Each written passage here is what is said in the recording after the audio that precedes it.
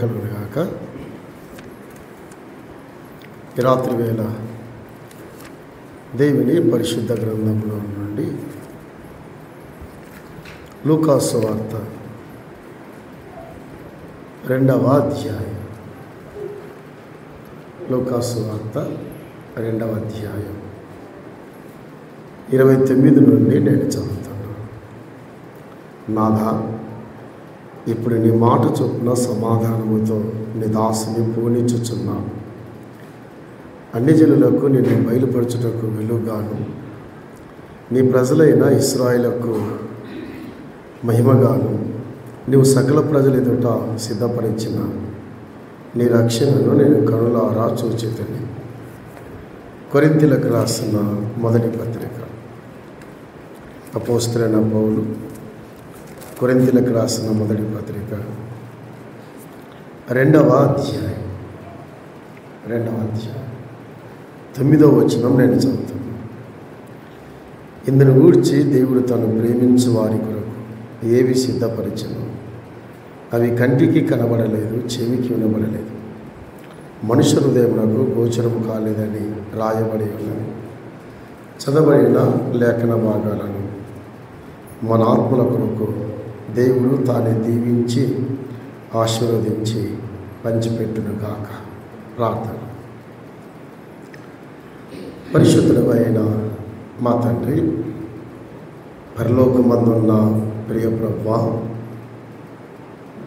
ఈ రాత్రి వేళ మీకు స్తోత్రాలు స్తుతులు చెల్లిస్తున్నాం.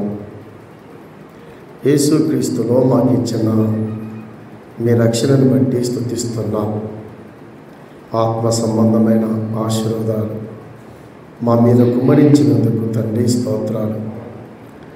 ఈ 2 దినాల సభలో ఉదయకాల మధ్యాహ్న వేళ నీ దాసులను మీరు ఉపయోగించినందుకు స్తోత్రాలు. ఈ రాత్రి కూడికను అలంకరించని తండ్రి, మా మధ్యలో మీ కుమారుడు మా రక్షకుడైన యేసుక్రీస్తుని మరి విశేషంగా హెచ్చించమని ప్రార్థన చేస్తున్నాం తండ్రి. మీ దాసులు పాల్గొందకులు వాక్యం అందించాలి. అనేక ఆత్మలను మీ పరిశుద్ధ ఆత్మని ద్వారా దర్శించి మీరే ఆకర్షిస్తారని నిరీక్షణతో వందనాలు చెల్లిస్తూ మమ్మును చేరువచ్చిన పరిశుద్ధులను ఈ లేఖన భాగాలను నీ బలిష్ట పాదాలకు అప్పజెప్పుకుంటూ మా రక్షకుడు మీ కుమారుడైన ప్రభువైన యేసుక్రీస్తు నామములో అడిగి వేడుకుంటున్నాం తండ్రి. ఆమేన్. ప్రభునందు సోదర సోదరిలారా, మధ్యాహ్న వేళ లూకాసు వార్తలో కొన్ని సంగతులు మనము పరిచయంగా ధ్యానం చేశాం.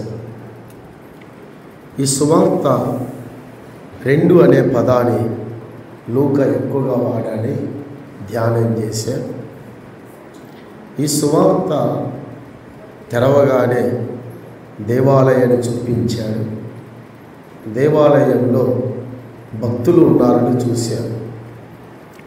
ఈ సువార్త తెరవగానే ప్రయాణాలు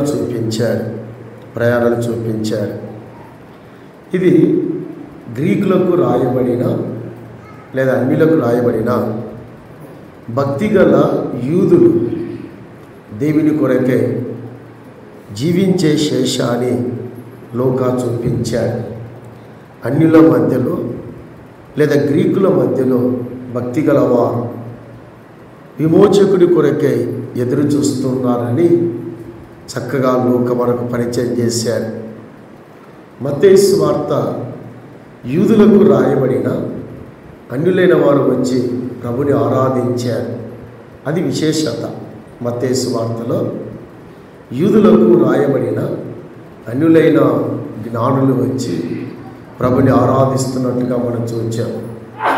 లూకా సువార్తలో అన్యులకు రాయబడిన యూదులు అనబడిన జాతిలో భక్తిగల వారు దేవుని కొరకే కనిపెట్టుకున్నారని ధ్యానం చేశాం. ఈ సువార్తలో మరొక విశిష్టత చెప్పి ఈ రాత్రి వేళ సిమియోను అలాగే అన్నాను గురించిన కొన్ని సంగతులు కలిసి ధ్యానం చేద్దాం. ఈ సువార్త తెరవగానే లూకా ఒక పదాన్ని నొక్కి నొక్కి చెప్పాడు. లూకా సువార్త 7వ అధ్యాయం 2 అనే పదాన్ని చెప్పాడు, ప్రయాణాలు అనే పదాన్ని చెప్పాడు. మనం ధ్యానం చేయట్లేదు, తాటిచ్చి వెళ్ళాను నేను మధ్యాహ్న వేళ. అలాగే తెరవగానే దేవాలయంలో ఉన్న జకరియా అనే భక్తుని చూపించాడు. అలాగే తెరవగానే ఎలిజబెత్తును చూపించాడు. లూకా సువార్త 7వ అధ్యాయం 9వ వచనం. యేసు ఈ మాటలు విని అతని గూర్చి ఆశ్చర్యపడి తన వెంట వచ్చుచున్న జనసమూహం వైపు తిరిగి, ఇశ్రాయేలులో ఇంత గొప్ప విశ్వాసము నేను చూడలేదని మీతో చెప్పుచున్నాను. లూకా ఈ సువార్త తెరవగానే ప్రభుని గురించి రాస్తూ చాలా చోట్ల నొక్కి చెప్పాడు. ప్రభువు తిరుగుట అనే పదాన్ని వాడాడు. తిరుగుట, లార్డ్ టోన్స్ అన్నాడు ఇంగ్లీష్లో. ఈ టోన్స్, తిరుగుట. ప్రభు 4 సందర్భాల్లో తిరిగాడు. స్పెషల్గా చెప్పాడు లోక 4 సందర్భాల్లో ప్రభు తిరుగుట. జగద్రక్షకుడైన ప్రభు, విమోచకుడైన ప్రభు, సర్వాన్ని ఎరిగిన ప్రభు, సమస్తాన్ని తన స్వాధీనములుచుకున్న ప్రభు, ఆయన కనులకు మరిగైనది ఏదీ లేదు. హెబ్రీ పత్రిక 4:12 ప్రకారం ఆయన కనులకు మరిగైనది ఏదీ లేదు. అలాంటి ప్రభు సడన్గా తిరిగాడు, 4 చోట్ల తిరిగాడు. సందర్భం ఏమిటంటే ఇక్కడ ఒక మాట అన్నాడు, ఇశ్రాయేలులలో ఇంత గొప్ప విశ్వాసాన్ని నేను చూడలేదు. ఒక వ్యక్తి విశ్వాసాన్ని బట్టి ప్రభు తిరిగాడు. ఆ మాట చాలా ఆశ్చర్యం. ప్రభు సామాన్యంగా ఒక చోట నిలబడి తిరిగాడంటే అక్కడ ఆశ్చర్యంగా సంగతులు లూకా రాశాడు.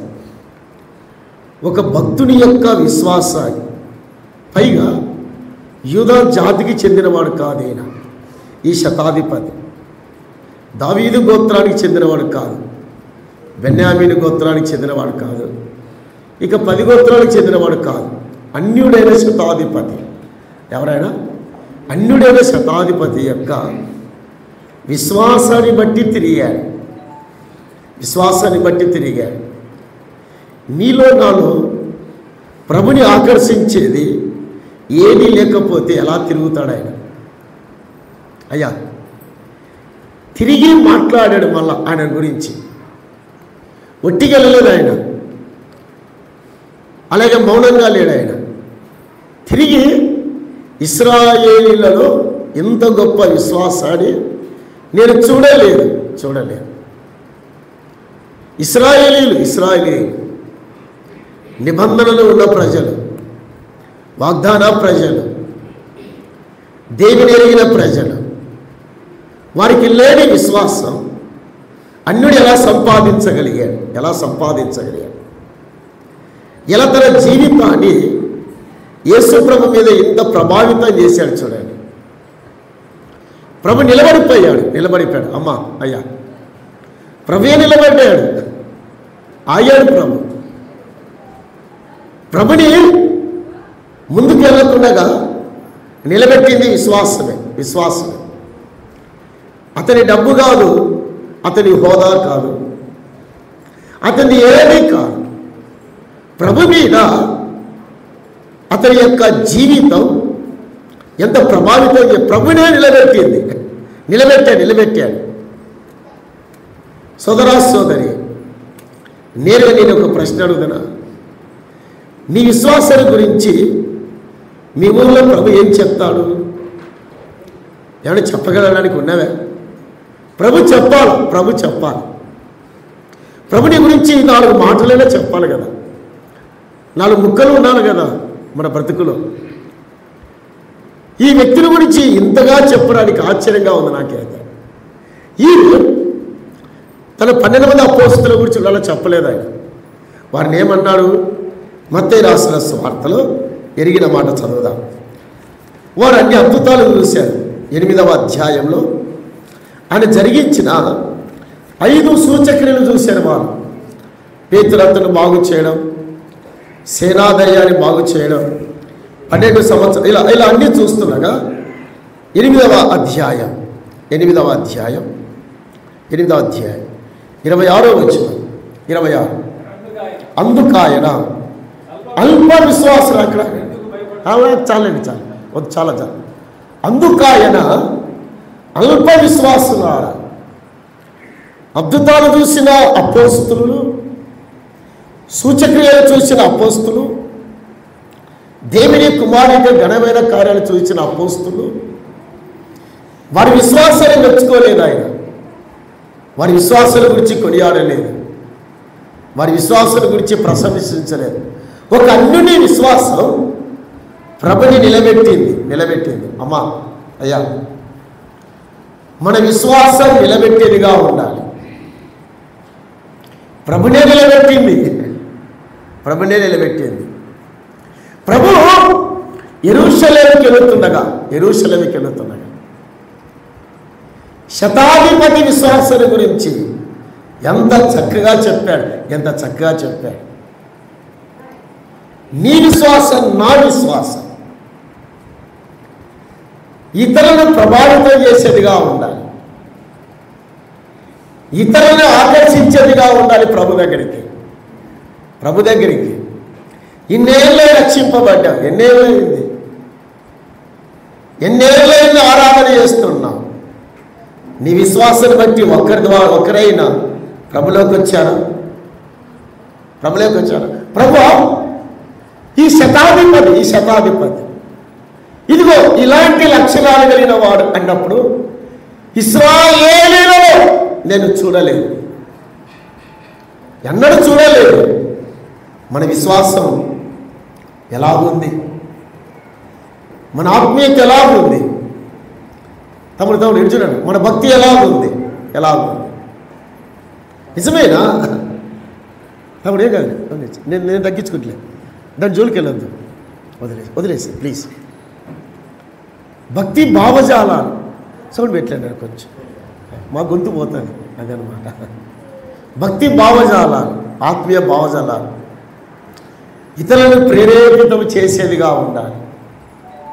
భక్తుల చరిత్ర అందుకొరకే మనకు పాఠాలు నేర్పుతారు. చరిత్రకి వెళ్ళినప్పుడల్లా వారి విశ్వాస జ్వాలలు, భక్తి జ్వాలలు దేశాలను రగిలించాయి. జిమ్మిలకి ఒక మాట అన్నాడు భార్యతో, తన భార్య ఎలిజబెత్తో మాట్లాడుతూ, అమ్మాయి, ఈ దేశంలోని ప్రజలు వారి భాషలో దేవుని ఆరాధించాలంటే దేవుని కొరకు నేను జీవించే విశ్వాసం, నేను జీవించేది కొద్ది రోజులైనా, బట్ నా విశ్వాసం ఈ దేశాన్ని ప్రభావితం చేయాలి. ఎలిజబెత్ నేను వచ్చిన పర్పస్, ఉద్దేశం అది, నేను వచ్చిన ఆలోచన అది.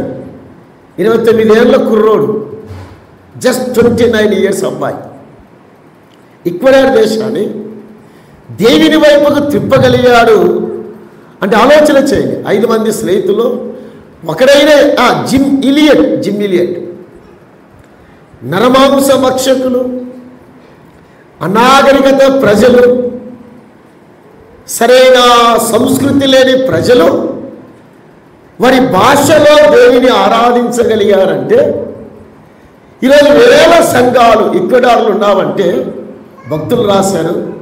ఆ రోజు 5 మంది విశ్వాసులలో జిమ్మియలెట్ విశ్వాసం అనేకులను ప్రభావితం చేసింది, అనేకులను నిలబెట్టగలిగింది. తను తినిన మనిషి 7 అడుగులు ఉన్నా 7 అడుగులు ఆయన తల తిన్నాడు, తొడ తిన్నాడు, ఆయన 2 తినేసాడు. ఆయనకి ఇష్టం అంట మనిషిని తల, మనిషిని తొడ. జిమ్మియలెట్గా తలను తిన్నాడు, తొడను తినేసాడు. హైదరాబాద్లో మాట్లాడుతూ 7 అడుగుల మనిషి. జిమ్మియలెట్ విశ్వాసం మా దేశాన్ని ఒక గాలి వీచినట్టుగా వీచింది. నీ విశ్వాసం ఎవరిని వీచుతా ఉంది? నీ విశ్వాసం అంటువ్యాధిలాగా వెళ్ళాలి, అంటువ్యాధిలాగా వెళ్ళాలి. కరోనా అంటువ్యాధి ఒకరిని తాకితే గ్రామాలు దాకింది, పట్టణాలు దాకాయి. విశ్వాసం అనేది అంటువ్యాధిలాగా ఉండాలి. అప్పుడే అనేకులు ప్రభు దగ్గరికి వస్తారు, ప్రభుని చూడగలుగుతారు. శతాధిపతి అలా నిలబడ్డాడు అక్కడ, ప్రభు దాటి వెళ్ళలేకపోయాడు. It turns toward the generation, జన సమూహం వైపు తిరిగి, ఇదిగో ఈ రాత్రి వ్యక్తిని గురించి చెప్తున్నాడు ఆయన. మన విశ్వాసం ఎలాగుంది, భక్తి ఎలాగుంది, మన పరిశుద్ధత ఎలాగుంది, మన పవిత్రత ఎలాగుంది, ప్రార్థన ఎలాగుంది. ఈ రాత్రి ప్రభు ఈ బజార్లో, నా ఊర్లో నా గురించి ఏం చెప్తాడు ఆయన, నా గురించి ఏం మాట్లాడతాడు, ఆలోచన చేద్దాం. విశ్వాసముతో నిలబెట్టాడు ఆయనను. రెండవదిగా ఇదే లూకాసు వార్త 7వ అధ్యాయం 44వ వచనం. 7:44. ఆ స్త్రీ వైపు తిరిగి సీమోనుతో ఇట్లా, ఈ స్త్రీని చూచుచున్నావే, నేను ఇంటిలోనికి రాగా నీలియలేదు, కానీ ఈమె నా కన్నీళ్లతో పాదాలు తుడిచి తడిపి తన తల వెంట్రుకలతో పాదాలు తుడిచాను. Amazing brother. అసలు నిలబడ్డాడు ఆయన. ఒక స్త్రీ ప్రభుని నిలబెట్టగలిగింది. ఆమె లక్షణాలు బాగలేవు, ఆమె సుగుణ స్త్రీ కాదు, ఆమె ధన్యురాలు కాదు, శ్రేష్టమైన స్త్రీ కాదు. బట్ ఒక స్త్రీ అమ్మా ప్రభుని నిలబెట్టింది, ఆ ఇంట్లో నిలబెట్టింది.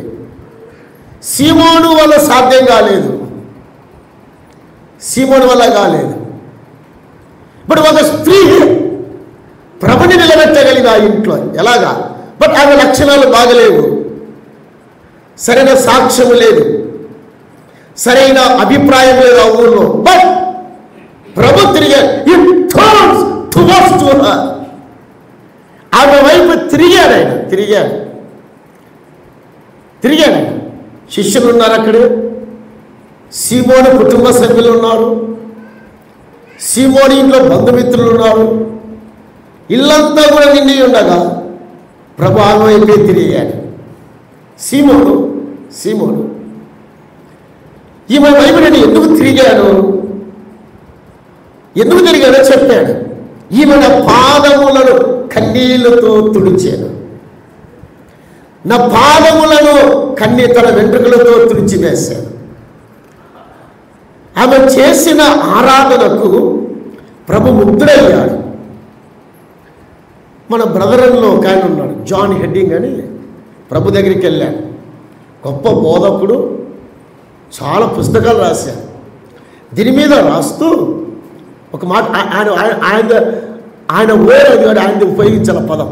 ఆయన అన్నాడు, ప్రపంచంలో ఆరాధనలో తిరిగిన వ్యక్తి లేదా ఆరాధనలో తన వైపు త్రిప్పుకున్న ఒకే ఒక వ్యక్తి ఆ స్త్రీ అని చెప్పాడు. అని చెప్తూ ఆమె చేసిన ఆరాధన అంట ప్రభు ఆస్వాదించగలిగాడంట. ఏంట? ప్రభు ఆస్వాదించగలిగాడు. సోదర, మన ఆరాధన ప్రభు ఆస్వాదించేదిగా ఉండాలి, మెకానికల్ కాదు, యాంత్రికం కాదు. ఆరాధన ప్రభు మన ఆరాధన ఆగ్రానించేదిగా ఉండాలి.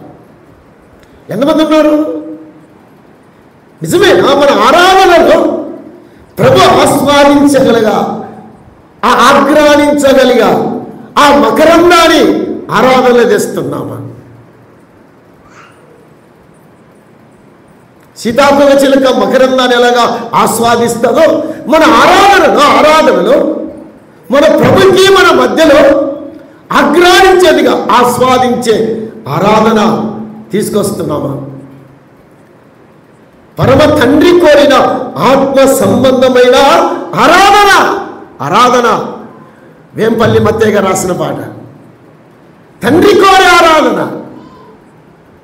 కుమారుని ద్వారా తండ్రిని ఆరాధిస్తుండగా, కుమారుని ద్వారా తండ్రిని సంధిస్తూ ఉండగా, మన ఆరాధన నిజంగా ఆయన ఎంతవరకు ఆగ్రహించాడు.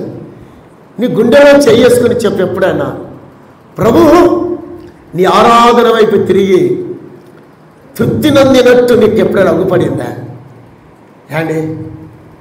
యాంత్రికమైన ఆరాధన అయితే బ్రదరంలో 18వ శతాబ్దంలో ప్రారంభమైన ఆరాధన ఇంగ్లాండ్ దేశం, స్కాట్లాండ్ దేశంలోనంట ప్రజలు మన ఆరాధనను తొంగి చూసేవారంట.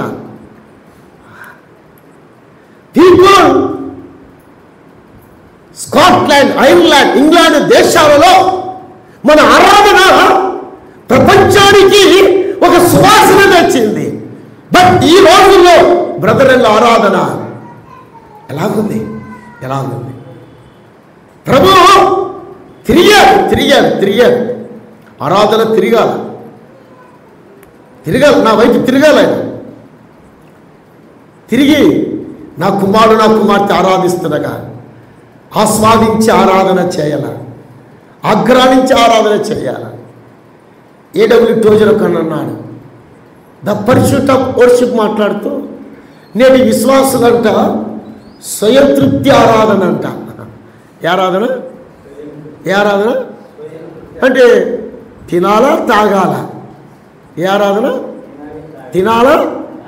అది తీర్థం కాదు. అది బ్రదర్లలో తీర్థం అనుకున్నారు. అది ఆరాధనలో తండ్రైన దేవుని ఆరాధిస్తున్నగా ఆయన కుమారుడి ద్వారా, ఆ కుమారుడి ద్వారా ఆయన సంధిస్తూ ఉండగా మన ప్రభు మన వైపు తిరిగి మన ప్రభు మన వైపు ఆ తొంగి చూచి ఆరాధన చేద్దాం. అసెంబ్లీస్లో అలా ఉండేదంట. బైబిల్ కాలేజీలో పాల్గొనడానికి అక్కడ వచ్చేవారు. స్టీవర్డ్ బైబిల్ కాలేజీలో 8:30కు అక్కడ ఆరాధన స్టార్ట్ అయితే 8:25కు ఆ చర్చి హాలు నిండిపోతారు. 8:25కు 8:30కు ఎవరు రారు. ఏం నారాజు? అమేజింగ్ బ్రదర్, నేను అక్కడ ఉన్నాను 2 ఏళ్ళు. 8:25కు ఆ మందిరం అంతా కూడా విశ్వాసులతో నిండిపోతారు. ఆలస్యం వచ్చాడు, ఎవరు లేరు ఆయన అక్కడ. ఎంత మంచి ఆరాధన! Just let us start our worship. మన ఆరాధన ప్రారంభిద్దాం. ఆరాధనకు యోగ్యుడైన ప్రభువు ఆసీనుడై ఉండగా మన స్తుతులతో ఆ ప్రభుని హెచ్చిస్తూ ఉండగా ఆ పరలోకం ఆస్వాదించే ఆరాధన తీసుకొద్దాం. ప్రభు నిలబడ్డాడు. సీమోను ఆమె చేసిన ఆరాధన పరిచయం చేశాడు. అదే ఆరాధనకి వెళ్ళాడు ఆయన. అదే ఆరాధన ఆ అత్తరు వాసనతో నిండి ఉంది ఆ ఇల్లు. బేతనియాలో ఇల్లు అలాగనే ఉంది. The fragrance of aroma, the sweet of aroma. ఆరాధనతో నిండిన ఇల్లులు కావాలి, ఆరాధనతో నిండిన సంఘాలు కావాలి. ఎక్కడున్నాయి? ఉన్నాయి మన సంఘాలు. పాట పాడుతాం ఊరికొచ్చి ఆరాధన ఆత్మీయమైన ఒట్టిగా పాడుతుందని దాని భావజాలం ఆలోచిస్తే గుండెలు పగులుతావయ్యా. వేంపల్లి మత్తయ్య గారు ఎంత లోతుగా రాశాడయ్యా. వాడుక ఏదో పదాలు ఉన్నాయి, నోరు ఉందని, రాగం ఉందని కాదని. దాని భావజాలం యోగ్యుడైన యెహోవాను ఆరాధిస్తున్న ప్రభుని ఆరాధిస్తున్నగా ఎలాగ వెళుతున్నాం ఆలోచన చేద్దాం. మూడవదిగా లూకాసు వార్త 14వ అధ్యాయం, జస్ట్ చదివి 14వ అధ్యాయం 25వ వచనం. బహుజన సమూహము ఆయనతో వెళుచున్నప్పుడు ఆయన వారి తట్టు తిరిగి, చాలు ఇంకా ఆ 3 చాలు, చాలా ఉన్నాయి, నువ్వు ఎక్కువ చెప్పట్లేదు. 26లో ఆయన వారి తట్టు తిరిగి సవాలు వేశాడు. మీలో ఎవడైనా నన్ను వెంబడించగోరిన ఎడల అన్నాడు. మీలో ఎవడైనా నన్ను వెంబడించగోరిన ఎడల. వేల మంది ప్రభుని వెంబడిస్తున్నారు. వందలాది మంది ప్రభుని వెంబడిస్తున్నారు, వందలాది మంది. ప్రభు తిరిగాడు, సవాలు వేశాడు. మీలో ఎవడైనా నన్ను వెంబడించగోరిన ఎడల, అమర్చుడండి, మీలో ఎవడైనా నన్ను ప్రేమించగోరిన ఎడల, మీలో ఎవడైనా నా కొరకు త్యాగం చేసేస్తే ఆయన సవాలు వేశాడు. మీలో ఎవడైనా నన్ను ప్రేమించాలనుకునేవాడు, మీలో ఎవడైనా నా కొరకు బ్రతకాలనుకునేవాడు, మీలో ఎవడైనా నా కొరకు అనుకునేవాడు నా సిలువను ఎత్తుకొని అన్నాడు. టేక్ మై క్రాస్, నా సిలువ ఎత్తుకొని. What you mean? ప్రవించిన స్టేట్మెంట్ ఏమిటి? సిలువ 3 విషయాలు మాట్లాడే ప్రభావితం. సిలువ వేల మంది వెంబడిస్తుండగా, మనలాంటి వాళ్ళు లక్షల మంది అనుసరిస్తుండగా, మీలో ఎవడైనా వ్యక్తిగతంగా మాట్లాడాడు. మీలో ఎవడైనా ఉన్నారా? ఈ రాత్రి ఈ కూడికలో ఒక్కడైనా నా కొరకు కావాలి, నన్ను సంపూర్ణంగా వెంబడించేవాడు కావాలి, నన్ను సంపూర్ణంగా ప్రేమించేవాడు కావాలి. నీదని పాత నిబంధనలో సంఖ్యాకాండం 6లో చదవలసిన అక్కర్లేదు, సవాలు వేసిన చేశాడు. ఇక్కడ మీలో ఎవరైనా, స్త్రీ అయినా పురుషుడైనా, నాజీరు చేసుకోవడానికి ఇష్టపడేవాడు కావాలి. నా కొరకే పరిశుద్ధులు కావాలి. మోషే చెప్పు, నా కొరకే పవిత్రుడు కావాలి, నా కొరకే ప్రత్యేకమైన వాడు కావాలి. పిలవాలి, సమాజంలో నుండి పాదములోని విలువు. వాడితో నేను నడుస్తాను, నేను పరిశుద్ధుడు కావాలి. నాకు చెత్త వద్దు, నాకు మోషే చెత్త వద్దు, పవిత్రుడు కావాలి. నాకు నా కొరకే ప్రత్యేకంగా ఉన్నవా కావాలి. పిలువ ఎవరైనా ఉంటే నజీర్ తను తాను ప్రత్యేకించుకునేవాడు కావాలి. నా కొరకు అన్నాడు దేవుడు. ఉన్నారు ఎవరైనా కుడికలు? ప్రభు కొరకే రోషంగా బ్రతుకుతా, నేను రోషంగా ఉంటాను, అన్ని వేళ అన్ని పరిస్థితుల మధ్యలో రోషంగా ఉండడం నేర్చుకోవాలి. ఎవరున్నారు? జాన్ అసలు మాట్లాడుతూ, మీ అందరూ బాగా తెలుసు, ఇంగ్లాండ్ దేశంలో నిప్పు చితిక మీద నిలబెట్టారు ఆయన. ఆ నిప్పు అంటించే చితిక మీద నిలబెట్టి పోపు అడిగిన ఆయన, హూ విల్ స్టాండ్, ఎవరి కొరకు నిలబడతామన్నాడు. జాన్ అసలు I will stand for Christ and heaven, పరలోకము కొరకే, క్రీస్తు కొరకై పరలోకము కొరకే నిలబెడతాను. చిత్తులు అంటించాడు జాన్ అస్సని, కాలిపోయాడు భక్తుడు. ఆనాటి భక్తులు లేరయ్యా, ఆయన వెంబడించేవారు. హిన్నోలేరు, భార్య పిల్లలు అనాథులయ్యారు.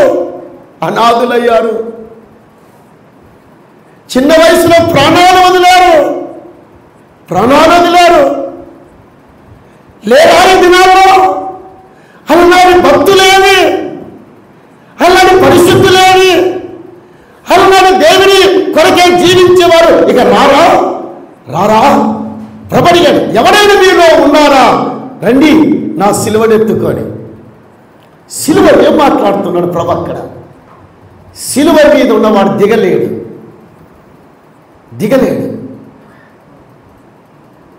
He never climb down. సిలువ మీద ఉన్న దిగడం సాధ్యం కాదు. వాని వల్ల కానే కాదు. రెడీ, సిలువ మీద ఉన్న వ్యక్తి. రెండవది, సిలువ మీద ఉన్న వ్యక్తి ఈ మెడ వెనక తిరగాడు, దిగిచ్చేశాడు, దిగలేడు, తిరగలేడు. మూడవది, సిలువ ఊసివేత మాట్లాడుతుంది, సిలువ అవమానం మాట్లాడుతుంది, సిలువ హింసలు మాట్లాడుతుంది, సిలువ శ్రమలు మాట్లాడుతుంది. మీలో ఎవరు ఉంటే రండి నా సిలువను ఎత్తుకొని. సోదరి, అది ప్రభు చెప్పాడు. నా శిష్యుడుగా ఉండాలంటే వాడు ఖరీదు చెల్లించాలి. ఏం చెల్లించాలా? ఖరీదు చెల్లించాలా. ఇది ఈ లూకాలో ఎక్కువ పరిచయం చేశాడు. చెప్తూ సిమియోను ఒక మాట చెప్పాడు. అది చెప్పి నేను అంకుల్ టైం ఇచ్చేస్తాను. లూకాసు వార్త 2వ అధ్యాయం 29 నీవు సకల ప్రజల ఎదుట సిద్ధపరిచిన నీ రక్షణను నేను కనులారా చూచితిని. సిమియోను దైవభక్తుల్లో ఒకడు. విమోచకుని కొరకు కనిపెట్టుకున్న 6గుల్లో 5వ వ్యక్తి సిమియోను దేవాలయం లోపలికి వచ్చి ప్రభుని చేతబట్టుకొని నీవు సకల ప్రజల ఎదుట సిద్ధపరిచిన నీ రక్షణ. అక్కడ ఆగుదాం, అయిపోయిన టైం ఏది వినండి. నీ రక్షణ. అందువల్లే పౌలు కొరింథీ సంఘానికి రాస్తూ దేవుడు తను ప్రేమించు వారి కొరకు ఏమి సిద్ధపరిచనో అవి కంటికి కనబడలేదు, చెవికి వినబడలేదు, మనుష్య హృదయాలకు గోచరం. దేవుడు తను ప్రేమించు వారి కొరకు. చెల్లి తమ్ముడా, ఈ రాత్రి వేళ పరలోకమందున్న దేవుడు ఆయన కుమారుడు యేసుక్రీస్తు నిన్ను ఎంత ప్రేమించాడు. నీకోసమే తానే సిద్ధపడి లోకానికి వచ్చాడు. ఈ లోకానికి సిద్ధపడి వచ్చాడు ఆయన. మహిమలో ఉన్న దేవుడు, నిత్యత్వంలో ఉన్న దేవుడు, అమరత్వంలో ఉన్న దేవుడు, సమీపింపరాని తేజస్సులో ఉన్న దేవుని కుమారుడు నిత్యత్వములో ఉండి తండ్రి కుడిపార్శ్వమున ఆ మహిమలో ఉన్న ఆ యేసుక్రీస్తు ఎంత సిద్ధపడ్డాడయ్యా, ఎంత సిద్ధపడ్డాడు. పాపుల లోకం, ఊసివేసే లోకం ఇది, అవమానపరిచే లోకం, సిలువకేసి కొట్టే లోకానికి ఎరిగి కూడా సిద్ధపడి వచ్చాడు. నీల్ ఆమ్స్ట్రాంగ్ అని ఒక ఆయన ఉన్నాడు, పేరు మీరు విన్నారు లేదు కానీ చంద్రమండలంలోకి వెళ్ళాడు ఆయన. వెళ్ళినప్పుడు ఆయన బెంగళూరు వచ్చాడు. ఆయన రోడ్డు కూడా ఉంది, నీల్ ఆమ్స్ట్రాంగ్ రోడ్ అని. ఒక విలేకరు అడిగాడు, ఏమండి మీరు చంద్రమండలంలోకి వెళ్ళి మట్టి తెచ్చారు, మీరు దేనికి సిద్ధపడుతున్నారు, మీ గొప్పతనం ఏమిటి అన్నాడు ఆయన. మీరు దేనికి సిద్ధపడుతున్నారు, మీ గొప్పతనం ఏమిటి? నీల్ ఆమ్స్ట్రాంగ్ నవ్వి, నా గొప్పతనం ఏమీ లేదు, నేను దేనికి సిద్ధపడట్లేదు, కానీ ఒక మాట చెప్పాలనుకున్నాను అన్నాడు. చెప్పండి అన్నాడు. ఒక మానవుడు చంద్రమండలంలో అడుగులు పెట్టి మట్టి తెచ్చేది మీ దృష్టిలో గొప్పది అనుకుంటున్నారు, బట్ నా దృష్టిలో సృష్టికర్త అయిన దేవుడు, సర్వాన్ని శాసించగల దేవుడు, సర్వము సార్వభౌముడైన దేవుడు పాపుల లోకములోనికి కాలు పెట్టడం అదే గొప్పతనం అన్నాడు. ఒక దేవుడు దేవుని కుమారుడిగా ఈ పాపుల లోకం, ఇది పాపుల లోకం, చెడిపోయిన లోకం, అపవిత్రమైన లోకం, ఇది అపవిత్రమైన లోకంలోనికి దేవుని కుమారుడు అడుగుపెట్టడం గొప్పతనం అన్నాడు. అప్పుడే అక్కడ బోర్డు రాశాడు, నీల్ ఆమ్స్ట్రాంగ్ రోడ్ అని బెంగళూరులో. సోదరా, మానవుని ఎంత ప్రేమించాడు, ఎక్కడికెక్కడికి తగ్గించుకొని వచ్చాడు.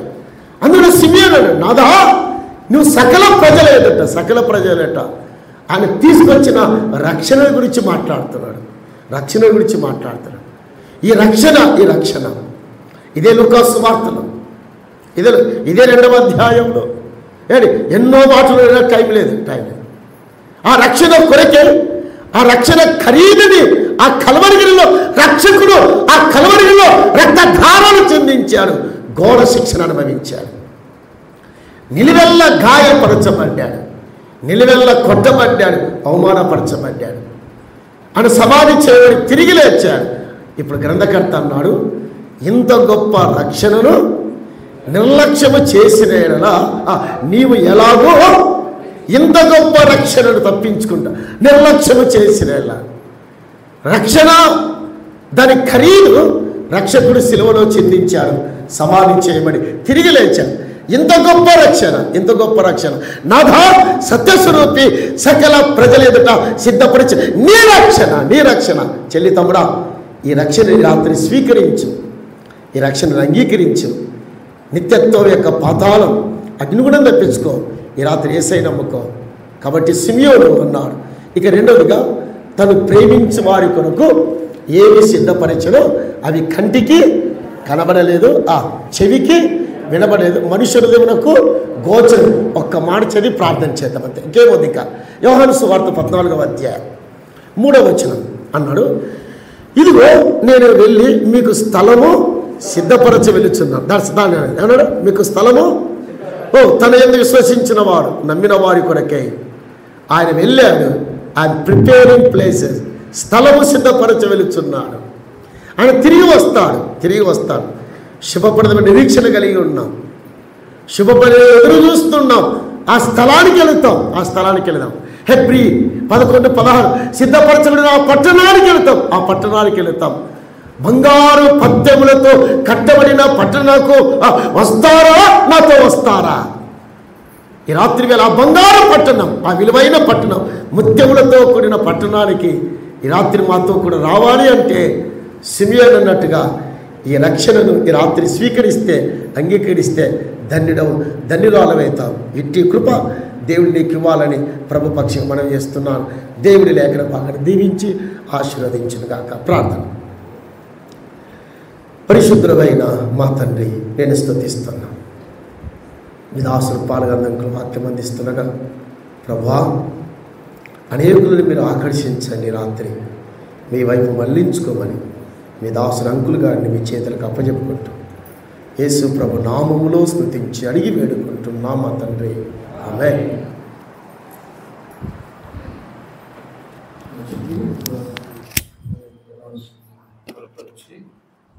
శ్రేష్టమైన సంగతులు మన గమనానికి తీసుకుని వచ్చారు. లూకాసు వార్తలో ప్రభు యేసు క్రీస్తు వారు తిరిగి చూసిన సందర్భాలు జ్ఞాపకం చేయబడ్డాం. ప్రభు మన వైపు తిరిగి చూడాలంటే మనలో ఏం చూసి ఆయన తిరిగి చూస్తాడు? మన విశ్వాసమా, మన ఆరాధన, మన భక్తి జీవితమా, మన సమర్పణ మనం పరిశీలన చేసుకుందాం. మంచిది.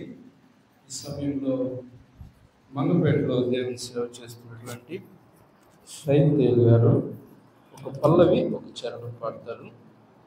తర్వాత దేవుని దాసులు బాలగాంధీ గారు దేవుని వాక్యాన్ని అందిస్తారు.